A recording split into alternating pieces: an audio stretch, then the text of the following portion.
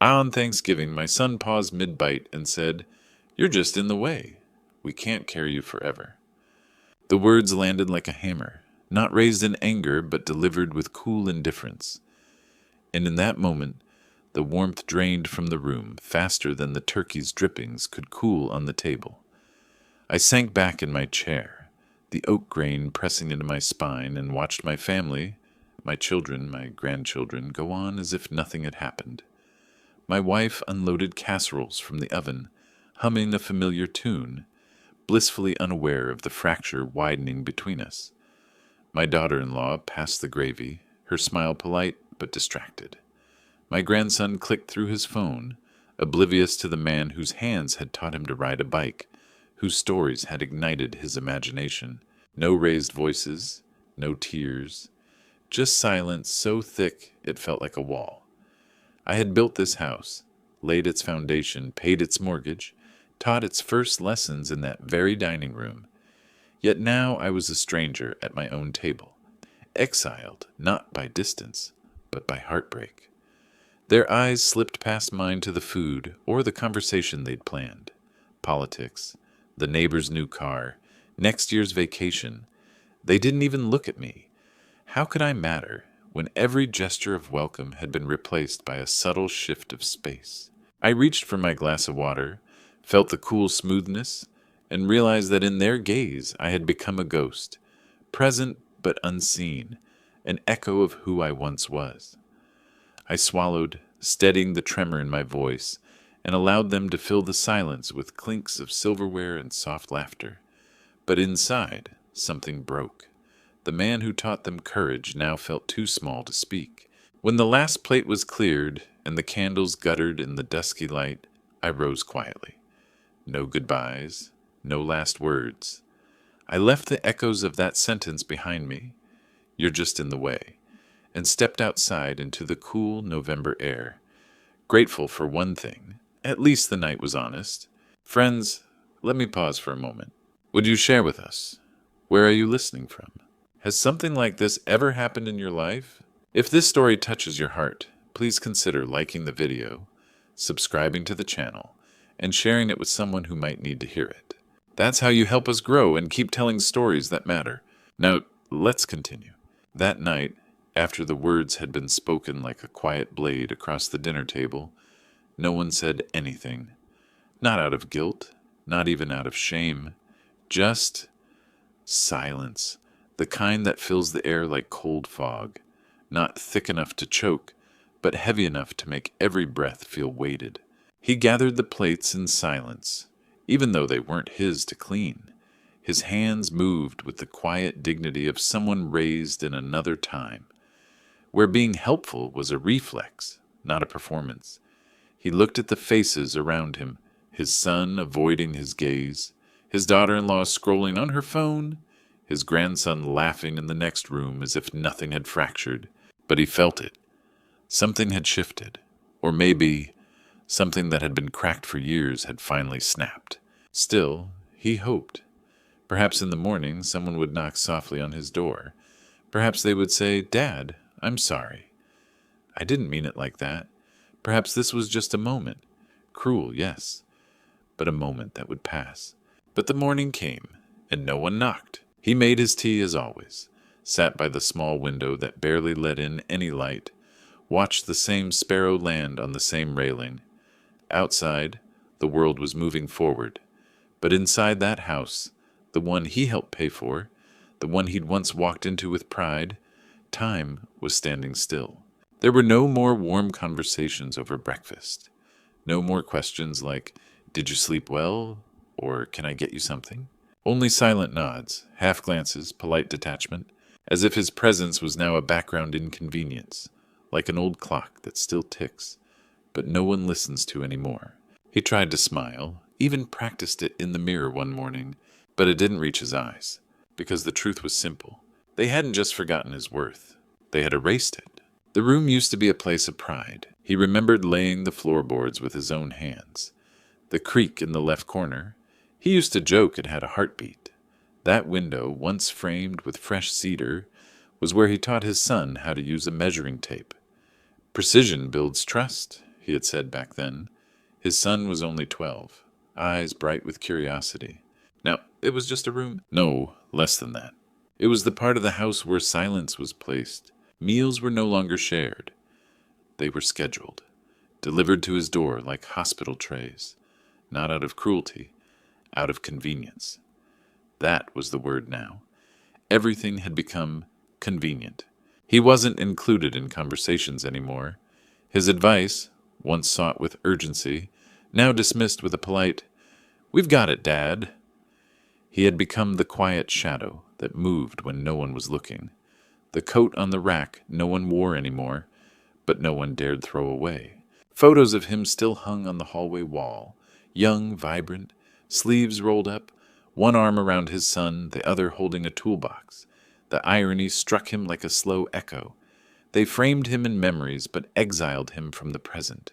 He would sit in the chair by the window, looking out at the backyard he once mowed every weekend, the shed he built nail by nail, and he'd ask himself, how does a man disappear while still being seen? He wasn't angry. Anger implies energy, expectation. No, what he felt was a quiet erosion, a slow, steady peeling away of the belief that he still mattered. At night he would lie awake staring at the ceiling, not because he wasn't tired, but because even sleep felt like giving up. And in that shrinking room, the room he once built with care and hope, he realized he was no longer living in a home. He was occupying a space. He saw the boy before the boy saw him, leaning against the doorframe with earbuds dangling, eyes on a screen. There was no recognition in that glance, no flicker of surprise or warmth. To the grandson, he wasn't Grandpa. He was just another piece of furniture in the hallway, solid, familiar, but ready to be moved aside. Once that same boy had launched himself into his arms, breathless with stories of playground victories and scraped knees. He'd pressed his small face against the creases of the old man's smile, trusting him to catch every tear, every laugh. Now, the boy folded himself away from him, turned his body as deliberately as you'd turn furniture to make space. Every morning they passed each other like waves on different currents, occupying the same house, inhabiting separate worlds. The grandfather would hold the doorknob gently, pause, almost say, "Good morning," then realize there was nothing left to say. The boy's shoulders would hunch further into a permanent shrug, as though practicing the art of invisibility. At the dinner table he placed the grandson's plate, but didn't eat until the boy had finished. He used to scoop peas onto that spoon for him. Now those peas sat untouched, as if they too had lost their flavor without the shared laughter. He remembered the nights he stayed up helping the boy practice spelling words, the afternoons spent coaxing the bicycle down the driveway. That boy had needed him once. Now he simply passed by. In the hallway, a framed photograph captured a moment decades ago. The boy, no higher than his grandfather's waist, grinning with missing teeth, arms flung around the old man's neck. The image had once warmed the living room. Now it hung near the guest bathroom, overlooked. The grandfather stared at it each time he walked past, as though asking the past why it seemed more welcoming than the present. He wasn't hurt by cruelty. He was wounded by indifference. The slow erosion of attention felt deeper than any insult. It whispered that even love could fade into background noise, that once someone stops looking for you, you start to believe you no longer exist. He tucked the photograph behind his back and kept walking. The halls stretched longer, the rooms felt smaller, and the boy, born of his own blood, remained as distant as a stranger at the threshold. In that moment, he understood that being unseen by someone you raised is a hollow ache. And in that ache, he found the resolve to tell them, finally, who he still was. The paper was quiet in his hands, crisp, white, untouched like the silence that had filled the house for too long. He didn't plan to write anything, not today, but something in him shifted when he passed the living room and saw his old recliner, now replaced by something newer, sleeker, without a backstory. They hadn't even asked, just moved it out. So he sat. At the small desk in the corner of his room, the same room they now called his space, as if labeling it gave it meaning. He reached for a pen, not to complain, not to beg, but to speak, not with raised voice, but with something heavier, truth. He began slowly. "I'm not angry," he wrote. "I've lived long enough to know that people forget what was built before them. But forgetting doesn't erase the foundation." He wrote about the house, how before there were polished tiles and imported chairs, there was concrete he had mixed himself, with his own hands, how the windows had been sealed shut on the coldest night of '92, until he fixed the insulation at 2 a.m., because his son's newborn wouldn't stop crying. He wrote about the first car, the one he helped finance when they were starting out, the loan they couldn't get on their own, the savings he gave without a second thought, telling his wife, "They'll make it. They just need a little lift." He didn't blame them, not once in the letter, but the words cut deeper than accusation. "I know I move slower now," he wrote. "I know I forget where I put my glasses. But I remember everything else. I remember who cried in my arms after their first heartbreak. I remember who I carried on my back when they scraped their knees. I remember promises made around kitchen tables, long before there were marble counters and digital thermostats." And then came the question, a quiet knife. "If I am a burden," he wrote slowly, "why is it that everything you have now was first carried on my back?" He looked at the letter. Not a single word was laced with resentment, but it was heavy, soaked in quiet dignity. He didn't sign it right away. He let it sit on the desk, like a mirror, one they'd have to look into. Then he folded it carefully, placed it in an envelope, not marked urgent, just necessary. It wasn't a goodbye, it was a reminder, not to hurt, but to remember. He heard the knock well before the banker spoke his name. It was a deliberate tap, 3 measured knocks that carried the weight of shared decades and unspoken debts. When he opened the door, there stood his oldest friend, now the bank manager, salt and pepper hair swept back, expensive but understated suit, eyes that still held the warmth of their youth, but now sharpened by ledgers and regulations. They didn't hug. Instead, the manager held up a folder the size of a small brick, as if offering both shield and sword. They moved to the kitchen table, where the morning light struck the formica in harsh, revealing angles. The old man unfolded the letter he had written, smoothed it out, and slid it across to his friend. No words passed. The papers spoke for themselves. The banker flipped through the pages, his face shifting from curiosity to solemn respect. Then he produced another stack, the legal notices, the addendum to the will, the signature lines waiting like silent witnesses. With a steady hand, the old man signed each page, his normal signature, the same he'd used for every mortgage, every loan, every financial lifeline he once provided for his family. But this time, there would be no immediate payoff. When the last stroke of the pen was complete, the manager looked up. It was in the manager's eyes that he saw the promise kept. The inheritance account was fully funded. Every dollar he had saved, every prudent investment he'd made, it remained intact. Yet the account was now frozen, not erased, not seized, but locked behind a door that only truth and action could open. The banker slid the documents back into the folder and handed it to him. "It's as you requested," he said quietly. "The funds are there, but no one can touch them until your conditions are met." The old man nodded, a slow exhale of relief and resolve. He didn't ask for more, didn't hesitate. He simply rose and extended his hand. The manager grasped it, their grip a mutual acknowledgement of transformation, one man shifting from caretaker of wealth to guardian of its meaning, the other from passive victim of neglect to author of his own legacy. Outside, autumn leaves drifted down, swirling in slow spirals, as if echoing the stillness in his chest. He watched them settle, then turned away, the folder clutched like a talisman. He didn't look back. The bank manager didn't speak again. Both knew that the real work would begin long after today, when the family realized that inheritance wasn't their birthright, but a journey they now had to earn. In that luminous morning hush, he felt neither bitterness nor regret, only the quiet satisfaction of a man who had finally ensured his life's labor would grow into something more than memory. He sat alone that night, long after the banker had gone, long after the tea on the table had gone cold. The house creaked around him, an old rhythm he used to call comfort. Now it was simply noise, a reminder that time was still moving, even if the people closest to him had stopped seeing him. With careful hands, he opened the folder again.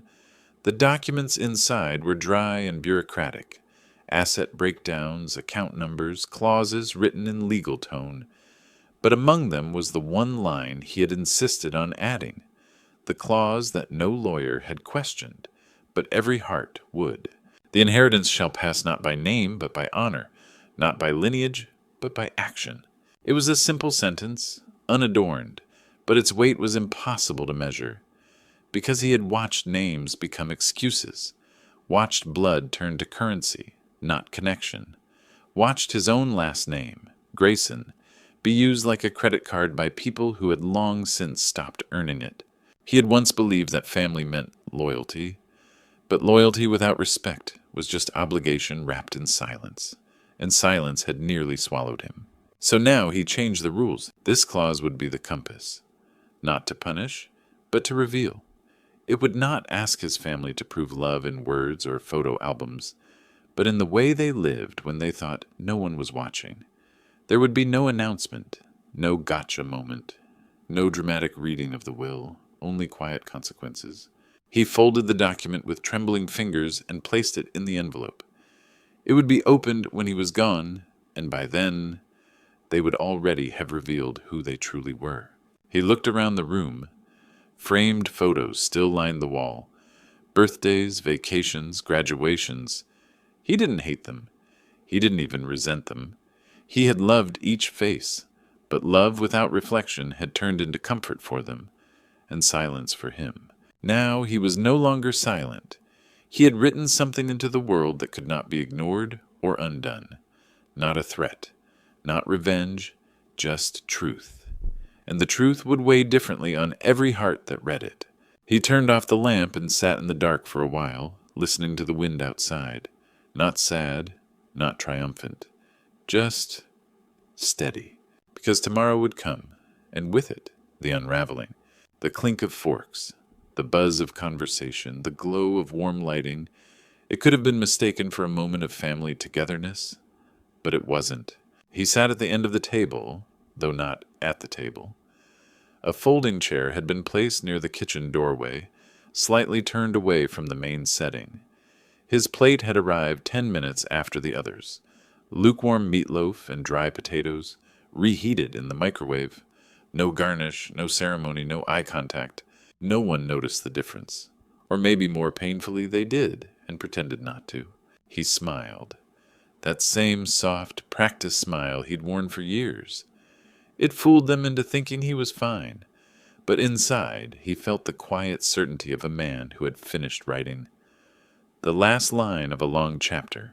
Laughter erupted from the other end of the table. His grandson was retelling a story about college roommates and late-night pranks.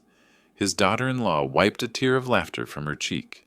His son leaned back, proud, relaxed, confident that the world would always turn around his chair. No one looked toward him. His hearing wasn't what it used to be, but he didn't miss the comment whispered across the table. Why does he even come? He doesn't get half the jokes. A shrug. Let him be. It's not worth the drama. He smiled again, not bitterly, almost tenderly, as if watching something fragile fall apart, not with anger, but with understanding. Because this wasn't about one meal. It was about the slow erosion of respect. The way thank you had faded into assumption. How we love you had been replaced with we expect you. The years he'd spent putting food on this very table now condensed into a plate of leftovers, and a chair too far away to belong. He didn't say much, just nodded when someone passed him a napkin, thanked the boy who handed him a glass of water, looked down at his food like it was a closing paragraph. He ate slowly, not to savor it, but to give himself space to remember. Every bite a memory, every swallow a choice. By the time dessert came out, he had already made peace. He didn't need a speech, didn't want a confrontation. They wouldn't understand, not yet, maybe not ever. And that was no longer his burden to carry. He stood before the plates were cleared, said he was tired, thanked them for the dinner. No one stopped him. No one asked him to stay longer. No one stood up. He walked down the hallway lined with photos, each one a fragment of a story they'd forgotten he helped build. He paused by the front door, listened to the clatter of forks still behind him, then quietly stepped outside. The night air was cool and calm. Stars were out. He took a breath that was his alone, full, clean, final. Inside they kept eating. They didn't know yet, but that was their last dinner together. The house was unusually quiet that morning. No creaking floorboards, no slow shuffle of slippers down the hall. No kettle boiling in the kitchen for his morning tea. No sound of drawers opening in search of the newspaper. Just silence, the kind that unsettles before it explains itself. His grandson was the first to notice. He walked past the spare room on his way to the bathroom. The door was slightly ajar. The light inside was off. At first he thought nothing of it, but something felt off, too still, too untouched. He pushed the door open. The bed was made perfectly. Not the way he used to do it, with an old man's haphazard tuck and throw, but with precision. The sheet edges folded like in the military. Pillow centered, the small window left open just enough for light to spill in. And then he saw it, a white envelope. Resting on the pillow, his name on it. Just his name, no to my grandson or for the family. Just a name, in the same familiar handwriting that used to sign birthday cards, always with a doodled sun in the corner. He stood there, frozen, staring at it. Eventually his father and mother joined. His father picked it up first, turned it in his hands like it might reveal more from the weight of it alone. Then he opened it. Inside, a short letter and a bank check for $10. 10, not 10,000. Not one last act of quiet provision, just a single crisp $10 check, as if to say, this is what you saw me as. This is what I'm leaving behind. The same value you placed on me. His father scoffed. Is this a joke? But the letter said otherwise. It wasn't long, a few lines, each word carefully written. No venom, no drama, only truth. For years I gave quietly, and in silence I watched you unlearn gratitude. I was never your burden, but now I see I was your mirror, and you chose not to look. You once asked what I still had left to give. This letter is it, this choice, this final act of clarity. Spend the $10 however you like, but know this, it's not payment, it's reflection. They stood there, no one speaking. The room wasn't just empty of a person, it was empty of the illusions they had clung to. He had left, not in bitterness, but with intention. No suitcase, no scene. Just the grace of a man reclaiming his dignity, one quiet step at a time. The $10 check lay on the bed for hours. No one touched it, as if it might burn their hands, as if it might whisper back all the words they never said. And the house, for the first time, felt not like a home, but like a hollow, a place echoing with everything they had ignored and everything he had carried in silence. They gathered in the living room like people arriving late to their own lives. Still distracted, still scrolling, still not understanding that the moment had already arrived. The envelope, now slightly creased from passing hands, sat in the center of the coffee table. No one wanted to be the first to open it again, but curiosity is louder than guilt, especially when guilt hasn't yet bloomed. The son finally unfolded the pages. He did it half with a smirk, half with confusion. What is this? A dramatic farewell? He muttered, trying to keep his voice light. But even he sounded unsure. Then he began to read. At first the tone of the room was skeptical, like children caught in a joke they didn't understand. Nervous laughter flickered, a whispered, "He's being overly dramatic," from the daughter-in-law. Someone chuckled when the line came about the $10 check. But then came the next paragraph. You built your life on bricks I carried. But somewhere along the way you forgot who mixed the mortar. You inherited walls you never learned to uphold, because I stood too long in silence, holding them for you. The laughter stopped. The words had a weight, not loud, not vengeful, but undeniable, like stones dropping into water. Ripples began to form inside their chests. I was not a guest in your house. I was the reason it existed, and still I made myself small, so you could feel large. I made space, so you could stretch. I made peace, so you could live in noise. And in return, you looked through me. The sun lowered the page slightly. His hands weren't steady anymore. There's no anger in this letter, just clarity, and clarity doesn't scream. It stands, it watches, and then it walks. He looked up. His wife sat motionless, her hand covering her mouth. The grandson leaned forward, brow furrowed, suddenly unsure of every moment he had dismissed the old man in the hallway. Every yeah, instead of a thank you. If I was a burden, then I have lifted myself. If I was in the way, then I have stepped aside. But you do not get to say that I was never there. I was always there. That's what hurt the most. There was no need to read the rest out loud. Everyone felt it. The walls, the very ones he might have built decades ago, now felt like they were listening too, holding the echoes of a man they once called family, then forgot to treat like one. No more laughter, only stillness. It wasn't a threat. It wasn't even revenge. It was a mirror. And finally they were forced to look. The letter didn't end quickly. It unfolded slowly, not as a list of grievances, but as a quiet, precise reconstruction of a life no one bothered to remember. And every sentence was a thread, weaving back the truth they had so easily unraveled.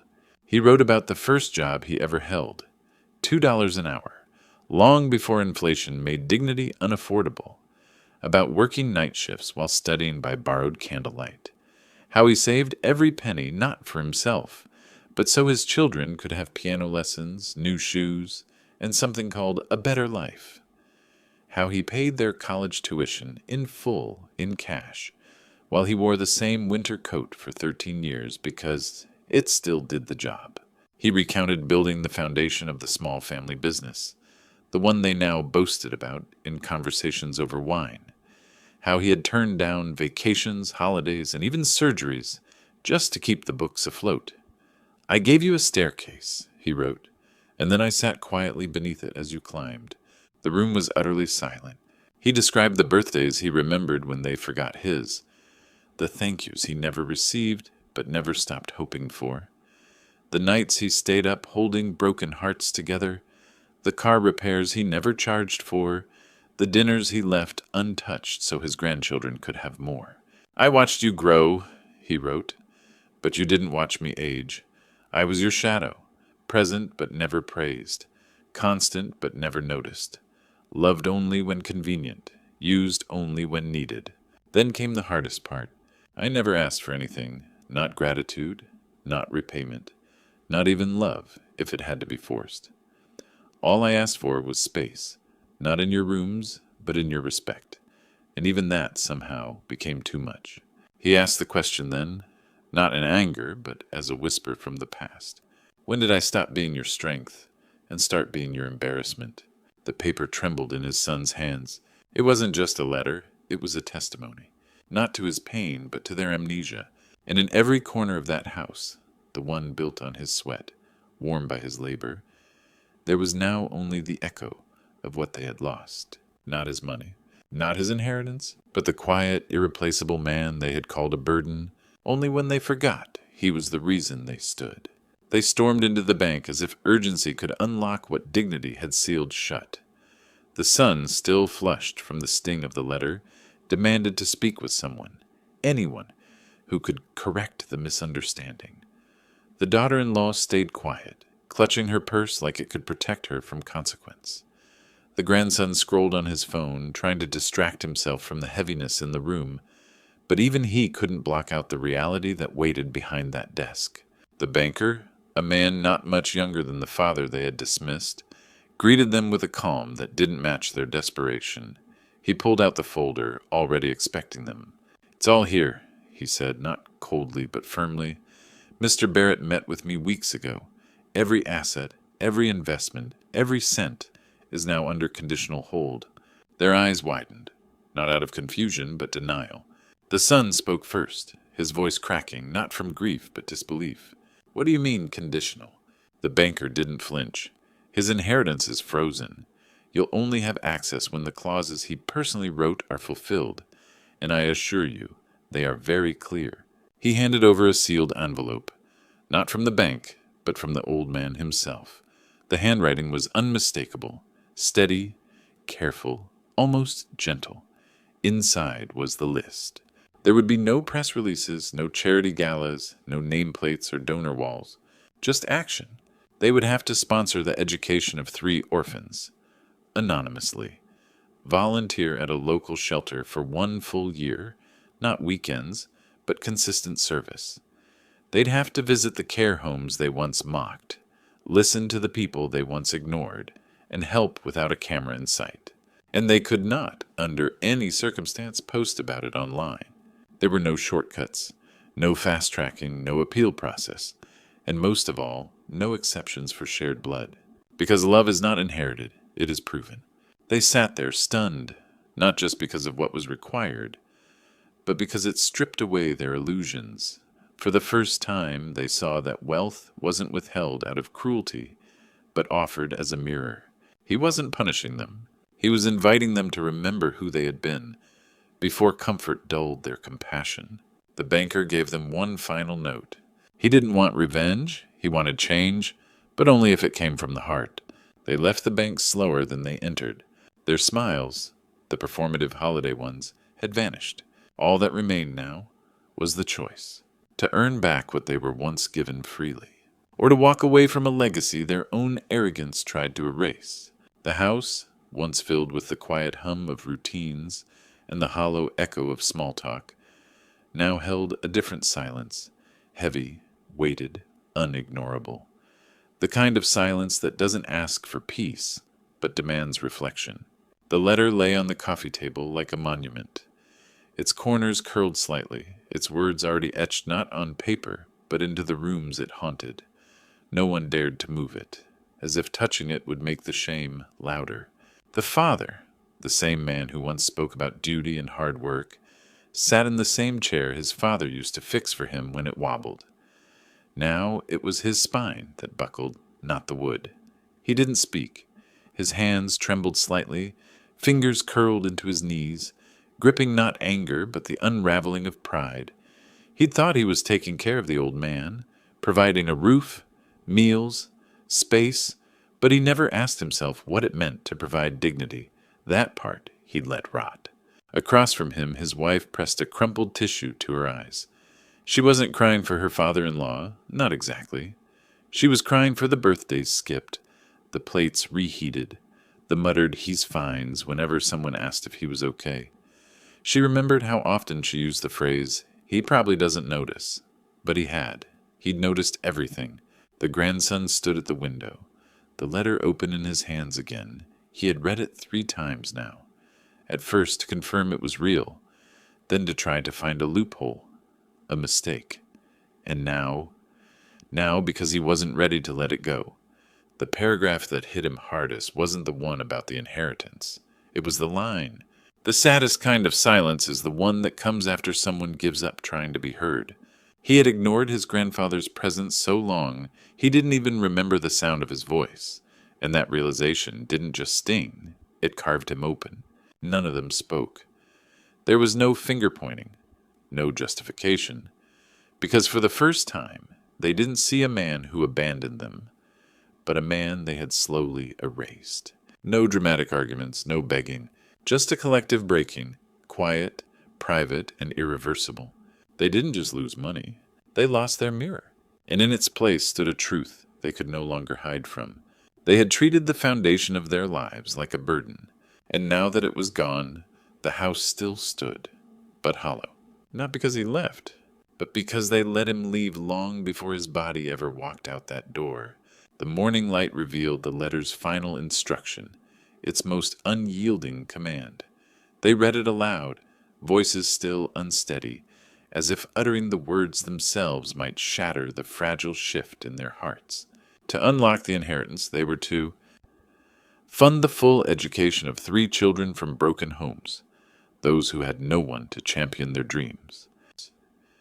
Volunteer their time every week for a full year, serving in shelters, soup kitchens, after-school programs, standing beside souls they had once passed by without a second glance. Perform these deeds in silence, without a single photograph, without a single post to social media, proving their transformation not in applause, but in humility. No fanfare, no public statements, just quiet action. First the deeds, the letter said, then the outcome.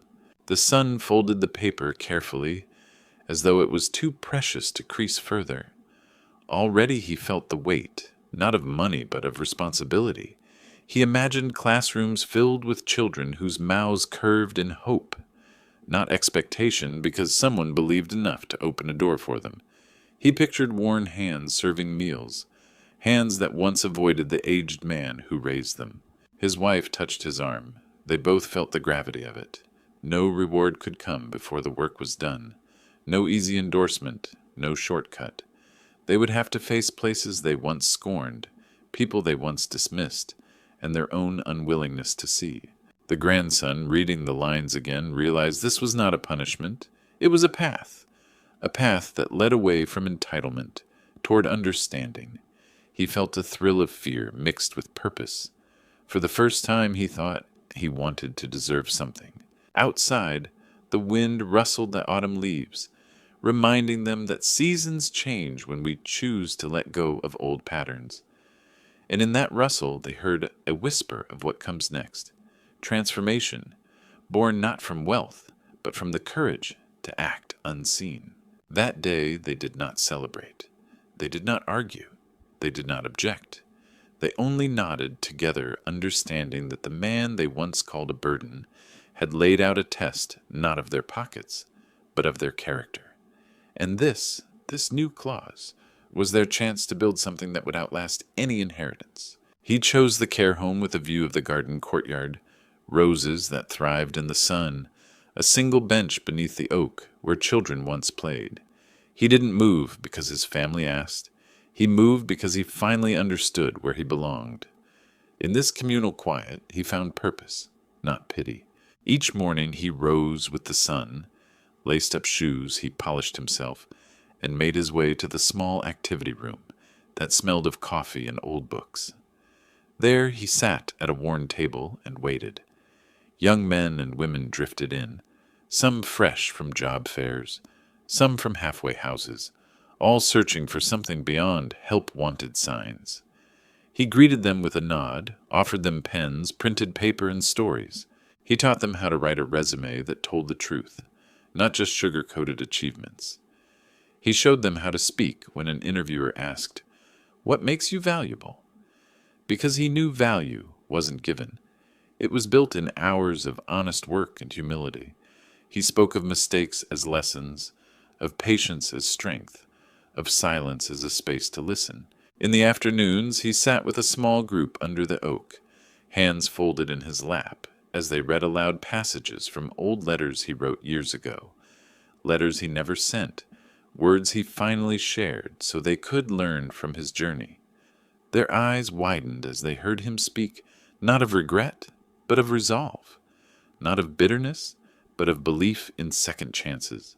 Meanwhile, his inheritance, once frozen by family pride, now flowed quietly into the lives of those 3 children he never met. One was a boy in foster care studying engineering, another a girl from a homeless shelter dreaming of nursing school, the third an immigrant child learning to read in a language that wasn't her own. Scholarships bore his name but carried his spirit, funds distributed not with fanfare but through mentors who knew that every check was a seed for tomorrow's builders. No plaques commemorated his generosity. No social feeds chronicled his deeds. That was by design. Instead, there were whispers in university hallways. "He believed in me." Notes tacked on dorm bulletin boards. "Thank you for seeing me." Quiet thank yous emailed to a foundation inbox bearing his name. Messages he read not for praise, but to see how far a simple act of faith could travel. In the evenings, when the garden lights flickered on, he would walk to the oak bench and watch residents and visitors pass beneath its branches. He'd see young volunteers helping with dinner, older neighbors sharing memories of a man who built more than houses. He built trust. He'd feel, in the soft breeze, gratitude that no inheritance could ever quantify. The house he left behind still stood grand and silent on its hill, but its lights no longer shone his memory. Instead, his light lived in quiet pockets of the world. Resumes polished, scholarships awarded, stories passed from hand to hand. His legacy was not a burden of wealth, but a beacon of possibility. And in the end, he was not forgotten. He was remembered, not on paper, but in people's choices, in the youth who dared to dream, in the volunteers who learned to listen, in the foundations that grew from simple seeds of trust. He was not a burden, he was a builder.